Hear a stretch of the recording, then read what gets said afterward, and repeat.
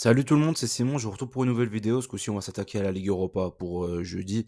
Bon, on a fait la Ligue des Champions hier, du coup, ça va partir sur la Ligue Europa et la Ligue Europa Conférence juste derrière. Donc, je vais partir sur ça. Comme d'habitude, on va faire un petit bet sur chaque match de Ligue Europa. On va les prendre groupe par groupe, essayer d'en tirer le meilleur bet en fonction du classement surtout, car ça va faire un peu la différence, j'imagine. Donc, comme c'est l'avant-dernière journée de cette phase de poule. On commence du coup la Ligue Europa, les résultats de la journée 4. Du coup, c'était il y a 15 jours, je crois, ou 3 semaines, du coup, comme il y a eu la trêve internationale. Les Leverkusen, ils avaient gagné 1-0 en toute fin de match contre Karabakh. Du coup, ils sont assurés la première place officiellement. Avec un petit penalty en toute fin de match, je crois que c'était Boniface qui l'a tiré. Donc voilà, le Villarreal, le score exact est passé contre le Maccabi Haïfa. L'over 1,5, du coup, est passé facilement. Rennes 3 buts à 1 contre le Pana. Du coup, ils ont bien gagné. Malgré qu'ils étaient à 10 contre 11 assez vite dans le match. Après, c'était l'As que les Autrichiens contre le Royal Union Saint-Gilloise, les Belges. Les Autrichiens ont gagné très très facilement ce match-là. Donc là, je me suis pris une petite douille. Mais bon, voilà, c'est pas terrible. Après, le Servette de Genève qui a gagné 2 buts à 1 contre Sheriff Tiraspol. 2 buts en toute fin de match, hein, notamment un penalty pour clôturer le résultat. Le Servette, du coup, est bien passé. Andro Nobet, on avait un peu assuré les arrières. Bon, bref, franchement, au vu du match, c'était là amplement mérité. La Roma s'est pris une petite douille. Ils ont été incapables de ramener un petit point du Slavia Prague, alors qu'ils avaient besoin d'au moins un nul pour assurer leur première place. Là maintenant, ça va jouer au goal average entre ces deux équipes-là, donc il faudra voir s'ils jouent vraiment le jeu ou s'ils abandonnent l'idée de la première place. Toulouse, on était parti sur un over de but, heureusement, car Toulouse a créé la sensation en battant Liverpool en toute fin de match. En toute fin de match, il a failli y avoir 3-3 à l'arbitre qui l'a enlevé. Du coup, c'était vraiment la folie. Il y avait une super ambiance du côté de Toulouse. L'Ajax contre Brighton, bon encore une fois Brighton a gagné sans prendre de but contre l'Ajax, donc le BTTS n'est pas passé, que ce soit à l'aller ou au retour, c'est bien dommageable. Ensuite, les matchs du soir c'était beaucoup mieux que la première partie, donc avant c'était les matchs de 19h, là c'est les matchs de 21h. Le Betis s'est passé facilement contre Limassol. Rangers, les Glasgow Rangers qui ont gagné contre le Sparta Prague. L'AEK Athènes qui a bien perdu contre l'OM. L'OM qui a vraiment dominé les Grecs, que ce soit à l'aller ou au retour. Donc j'ai toujours pas compris la cote de l'OM, pourquoi elle était si élevée. Je ne la comprends pas, mais tant mieux pour nous. Fribourg contre TSC Topola, ce coup-ci Fribourg a bien gagné, et plutôt facilement. West Ham contre l'Olympiakos, l'over de but, malheureusement, elle n'est pas passée, pourtant West Ham a gagné. Donc là, franchement, il y avait moyen de faire un perfect hein, sur les matchs de 21h. C'était un peu la seule chose. Ouais, c'est ça. Après, le reste est passé tranquillement. Molde en Suède, facile. Ils ont gagné 3-1. Ils avaient déjà mystifié à l'aller, ils ont mystifié au retour. Sporting Lisbonne de but à 1 contre les Polonais. C'est passé aussi tranquillement, on va dire, quoi. Ils ont géré le résultat en fin de match parce que vraiment, ils ont du mal à se mettre à l'abri, hein, le Sporting, cette saison. Et l'Atalanta a gagné plutôt tranquillement contre les Autrichiens de Sturm Graz. Du coup, 45 bêtes, 32 gagnés, 13 perdus. 40, ça fait 71% de réussite, ce qui est très bien. C'est à peu près ce qu'on veut, c'est au-dessus de 65%. C'est le minimum 65% qu'il faut pour être sûr de réaliser des bénéfices. 71, c'est très bien, normalement c'est bénéfice assuré. Le groupe A, c'est West Ham, Fribourg, l'Olympiakos, LTSC, Topola. Bon, ce qui est compliqué, le premier match qui nous intéresse, c'est que déjà vous pouvez regarder le classement. T'as West Ham qui est premier avec Fribourg. Sachant que le dernier match, c'est West Ham qui recevra Fribourg. Donc forcément, ils peuvent faire l'impasse d'un match, ils s'en fichent, ils ont juste à gagner domicile le match contre Fribourg au final pour être premier. Mais j'ai surtout joué sur la faiblesse de Topola. Je trouve qu'ils sont vraiment pas bons. Ils se font écraser contre Fribourg, etc. Là, ils ont un point, mais c'est parce que l'Olympiakos, ils menaient 2-0, ils se sont pris un rouge et ils sont revenus en fin de match. Je pense que West Ham, même l'équipe bis de West Ham, elle doit taper cette équipe de Topola.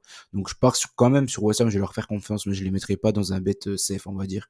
Car ils sont vraiment pas obligés de gagner. Donc voilà, 2-0 West Ham, le premier match. Ensuite, Fribourg contre l'Olympiakos. L'Olympiakos qui aurait pu ramener quelque chose de mieux contre West Ham. Mais bon, ils sont quand même fait pas mal dominer. Ils ont surtout perdu des points, c'est ça qui leur coûte cher, c'est les 2 points à Topola, avec le rouge du coup encaissé. Du coup, ça leur a fait mal et du coup, ils se sont fait rejoindre en fin de match. Mais là, Fribourg, moi, ils me déçoivent. Je peux pas jouer Fribourg, c'est impossible pour moi. Ils sont trop décevants ces derniers temps, que ce soit à domicile ou à l'extérieur. Avant, à domicile, c'était 3 points assurés quasiment avec Fribourg. Maintenant, encore ce week-end, ils ont réussi à en faire un nul. Et ils enchaînent un peu les contre-performances, je trouve. Donc, je pars plutôt sur un over 1,5 sur ce match-là. Je pense que l'Olympiakos sera dans l'obligation de gagner ce match-là. Donc, ils vont se livrer. Je le vois comme ça, en tout cas. Ouais, je le vois vraiment comme ça. Le groupe B, ensuite, c'est le groupe de l'OM. L'OM dans le groupe de Brighton, de l'AEK Athènes et de l'Ajax. L'OM qui a fait quand même deux bonnes perfs contre l'AEK Athènes, qui s'en sortent avec 6 points. Ça leur permet d'être premiers. Après, il y a Brighton, 7 points, grâce aussi à leurs deux victoires contre l'Ajax. Et l'Ajax dernier avec 2 points. Ils avaient pris un point du coup à Athènes et à domicile contre l'OM. Premier match est compliqué, pourquoi? Parce que pour moi, l'OM, c'est vraiment un club ultra en crise. Ils enchaînent les mauvaises performances. Là, le match contre Strasbourg, c'était vraiment catastrophique.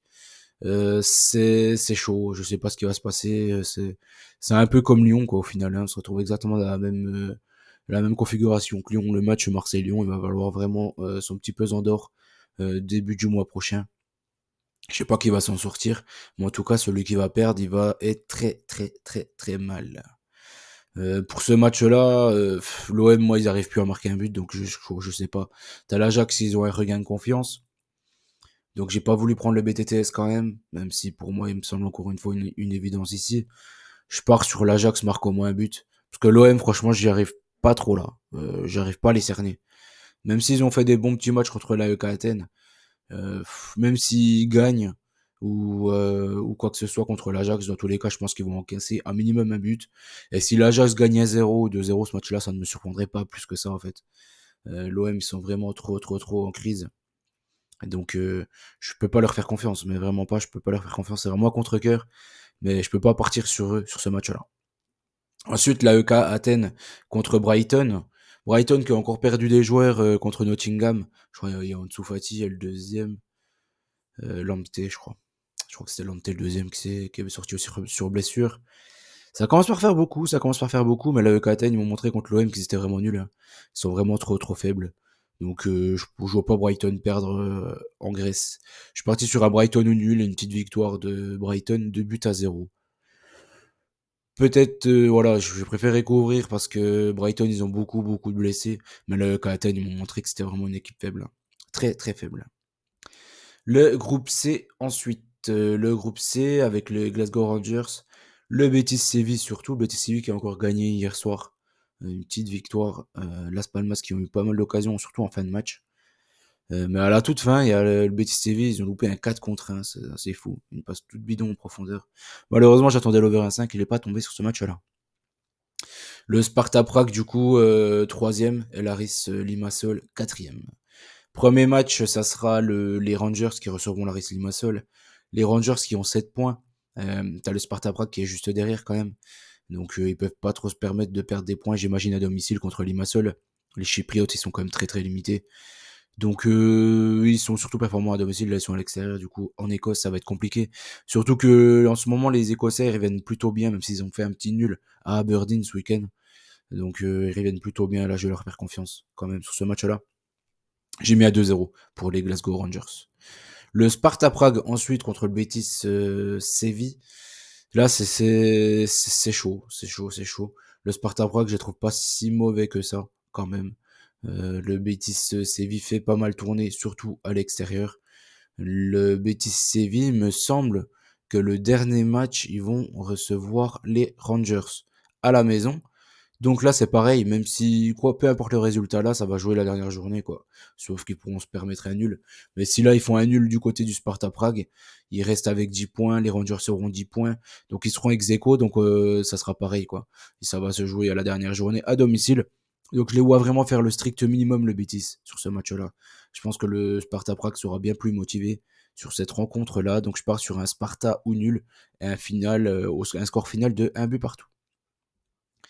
Le groupe D ensuite, l'Atalanta, le Sporting, le Sturm Graz et Rakov.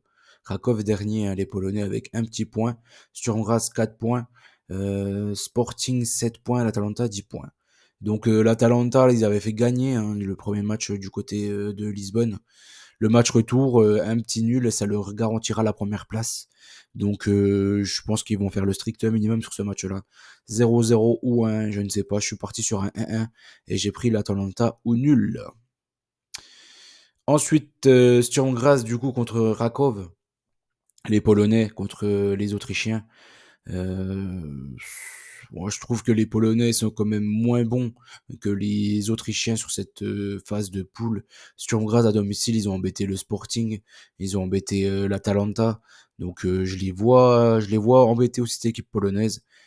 La cote est quand même bien élevée, donc ça permet de couvrir. Je suis parti sur Sturm Graz, rembourser 6 matchs nuls. Mais je vois une victoire des Autrichiens au final, 2-0. Ensuite, le groupe E, le groupe du TFC. Le groupe du TFC, du coup, qui a créé la sensation en battant Liverpool. Donc ça, c'est pas mal. C'est pas mal, ça leur garantirait presque une place à minima en Ligue Europa Conférence. Parce que là, il y a l'AS qui se déplace à Liverpool. Bien évidemment, on peut imaginer une défaite. Donc, il serait plutôt tranquille. Ça jouerait contre l'Union Saint-Gilloise, du coup, pour la deuxième place qualificative. Du coup, en gros, c'est un peu une finale, ce match-là. L'Union Saint-Gilloise contre le TFC, je les avais mis, moi, à l'aller, l'Union Saint-Gilloise. Et ils m'avaient douillé. Du coup, je crois que c'était un Moura qui était rentré, qui avait fait une bonne entrée en fin de match, qui avait égalisé. Et Toulouse, en Ligue Europa, quand même, ils arrivent à se transcender. Donc à suivre, c'est pas facile. Premier match Liverpool-Lask. Là, je suis parti sur Liverpool, bien évidemment. La cote est basse, donc j'ai préféré prendre Liverpool marque au moins 2 buts en plus en petit supplément. Et je suis parti sur un score de 3 buts. Attendez de voir les buteurs et tout qui seront titulaires. Je pense qu'ils vont gagner ce match plutôt tranquillement. Et s'il y a les Salah et tout ça là qui sont sur le banc, prenez un petit bet genre un remplaçant marquant moins un but, c'est pas mal. Ça vaut souvent le coup dans les matchs de Ligue Europa quand ils font tourner, qui plus est à domicile. Toulouse contre l'Union Saint-Gilloise. Comme je l'ai dit, le match aller, il y avait eu un partout. Toulouse m'avait douillé. L'Union Saint-Gilloise, j'ai l'impression quand même qu'ils jouent pas cette compétition à fond. J'ai bien l'impression que cette saison, ils ont envie de prendre le championnat. C'est vraiment leur priorité, leur grande priorité. Donc voilà, viennent de se prendre une trempe à l'Asc. Là, à Toulouse, je les vois pas se prendre une trempe. Mais ça m'étonnerait pas qu'ils perdent. Je suis parti sur un Toulouse ou nul et une victoire de but à 1 du TFC. Ensuite, le groupe F. Le groupe F du Stade Rennais. On enchaîne les clubs français. Le Stade Rennais premier avec 9 points, mais Villarreal et le Maccabi ont un match en moins. Du coup, ça fausse un peu le classement. Mais bon, le match en retard, il va bientôt être joué là, donc il va être joué normalement avant le sixième et dernier match de phase de poule. On peut imaginer vraiment une finale à domicile pour les Rennais contre Villarreal. Je pense que logiquement, ça devrait être la finale du groupe à la maison pour les Rennais. Et je pense qu'ils devraient le faire contre cette équipe de Villarreal plutôt malade. Déjà au match aller, c'était très très bien tiré Villarreal de gagner parce que Terrier il avait loupé un penalty en fin de match. Donc voilà. Premier match Villarreal contre le Pana. Villarreal, comme je l'ai dit, moi je les trouve pas terribles. Même si là ils ont fait une victoire là ce week-end contre Osasuna. Ils ont gagné un match de coupe en prolongation contre une équipe bidon. Juste avant, là, dans la semaine, c'est Morales qui a marqué. Il a marqué 5 buts, je crois. Je crois qu'il a marqué 4 ou 5 buts sur les deux matchs. Il n'y a que lui qui a marqué d'ailleurs. Mourinho n'a pas marqué. Donc voilà, il a l'air chaud patate, le petit Morales. À suivre. Pourquoi pas marquer contre le Pana. Le Pana qui est pas terrible. Après le Pana, ils arrivent à marquer des buts en contre-attaque et tout. C'est pour ça que je préfère partir sur un over sur ce match-là. Parce que Villarreal, je peux pas avoir confiance en eux. Après, peut-être choper un buteur. Je pense faut voir qui sera aligné, en fait. Dans ce match-là, je pense qu'il va faire quand même un peu tourner. Parce qu'il y a quand même eu le match de coupe. Vous l'avez déjà fait un peu tourner, mais moi, Morales, il a déjà joué. Là, il a rejoué ce week-end. Je suis pas sûr qu'il fasse 3 matchs en une semaine. Faudra suivre ça. Le Maccabi ensuite contre le Stade Rennais, là, pareil, j'avais vu le match aller. Et Rennes, ils étaient vraiment ultra, ultra dominateurs contre ce Maccabi. Maccabi que je pensais meilleur que ça. D'ailleurs, on le voit, hein, ils ont qu'un point pour le moment. Donc c'est vraiment, vraiment pas terrible. Là, je suis parti sur le fait que Rennes, pour moi, est une meilleure équipe. En plus, ils viennent de changer de coach. Ils se sont remis un peu en confiance là ce week-end en gagnant à domicile. C'était contre Reims, 3 buts à 1. Donc, donc voilà, je vais leur faire confiance. Je les ai pris en draw no bet, bien évidemment, parce que c'est impossible de prendre un club français qui plus est à l'extérieur en sec, je pense. Même si pour moi, ils sont bien au-dessus de cette équipe israélienne. Je pars sur un 3-1, Rennes. Le groupe G, ensuite, le groupe G du Slavia Prague, de la Roma, du Servette de Genève et du Sheriff Tiraspol, les Moldaves qui ferment la marche avec un petit point. Bon, le Slavia, du coup, là, ils ont fait la diff, hein, en gagnant la maison contre la Roma. Il serait bête quand même de laisser passer cette première place. Ils ont un bon petit goal average en leur faveur. La Roma, c'est soit ils mettent 2 cartons, ou soit c'est mort pour eux pour la première place. Donc je sais pas trop. Sur le premier match, je sais pas si la Roma va vraiment jouer le jeu ou pas, hein, comme je vous ai dit. Je sais pas s'ils vont vraiment tout donner pour essayer de choper un gros handicap ou laisser filer ce match-là, parce qu'au final ils sont quasiment sûrs d'être deuxième. Bon, ils passeront un tour en plus, quoi, s'ils sont pas premiers. Ils feront les 16e et non les 8e de finale. Donc c'est quand même embêtant pour eux. Sur ce match-là, j'ai préféré partir sur un over, du coup. Parce que si la Roma joue pas le jeu, je pense que le Servette le prendra ce match-là. Il marque beaucoup de buts actuellement, avec Bedia notamment. Et la Roma, mine de rien, je pense que c'est une meilleure équipe que cette équipe du Servette de Genève. Il les avait vraiment étriés à l'aller, donc à voir. Le Sheriff Tiraspol contre le Slavia maintenant. Voilà, comme je l'ai dit, le Slavia Prague, pour moi, ils ont fait le plus dur en battant la Roma. Je pense que je les vois vraiment pas se tirer une balle dans le pied et ne pas aller prendre des points en Moldavie. Donc je pars sur le Slavia Prague ici. Je pense que le Slavia est une meilleure équipe que le Sheriff Tiraspol. Et je les vois gagner ce match plutôt tranquillement. Je les ai mis un petit 2-0. Le groupe H ensuite, Leverkusen, Karabag, Molde et Aachen. Bon bah comme prévu, la deuxième place va jouer entre Molde et Karabag. Molde qui recevra à l'aller le match retour du coup. Ils avaient perdu à Karabag le match aller. Donc c'est pas terrible, terrible ça aussi. Mais voilà, ça va être dur. Je pense que ça va être un match qui va être compliqué. On va quand même commencer par Aachen, les Suédois, contre Leverkusen. Leverkusen, c'est pareil, ils sont sûrs d'être premiers. Quelle équipe sera titulaire? Je ne sais pas. Même en perdant les 2 matchs, même si Karabakh gagne les 2 matchs, comme ça joue aux confrontations directes en cas d'égalité, ils sont sûrs d'être premiers, quoi. Donc ils ont atomisé tout le monde, que ce soit Molde ou Karabakh. Donc ils sont sûrs d'être premiers. Je sais pas. Si on joue le jeu à fond, Aachen, ils sont vraiment très très très mauvais. Donc là, ce que j'ai préféré prendre, attendez les compos encore une fois, mais j'ai pris 2 remplaçants habituels avec les Leverkusen qui devraient du coup, enfin logiquement, jouer ce match-là en Suède. J'ai pris Amin Adli, l'ex-Toulousain, moi que j'aimais bien, qui aurait dû signer à l'OM et du coup qui n'avait pas signé, j'étais un peu deg. Et Losek, le grand Tchèque, donc le grand Tchèque, le grand neuf. Donc je suis parti sur ça. Après, voilà, attendez les compos. Prenez le 9, je suis pas sûr que ce sera l'Osec. Ça se trouve, ce sera Patrick Schick, je sais pas si il sera disponible. Mais ça va jouer entre ça, Schick et l'Osec. J'imagine que Boniface va être remplaçant et préservé pour le match du week-end. Et Amin Adli, logiquement, il devrait être titulaire. Lui, je me fais pas trop de soucis, je pense qu'il va être titulaire. Molde contre Karabakh maintenant. Comme je l'ai dit, moi, ça me fait un peu peur, parce que Karabakh, c'est une équipe qui me fait un peu peur quand même, mine de rien. Ils ont fait 2 bons matchs contre les Leverkusen.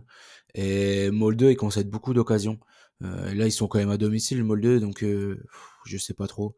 J'ai préféré prendre un over 1,5 et je suis même parti sur une victoire de Karabakh.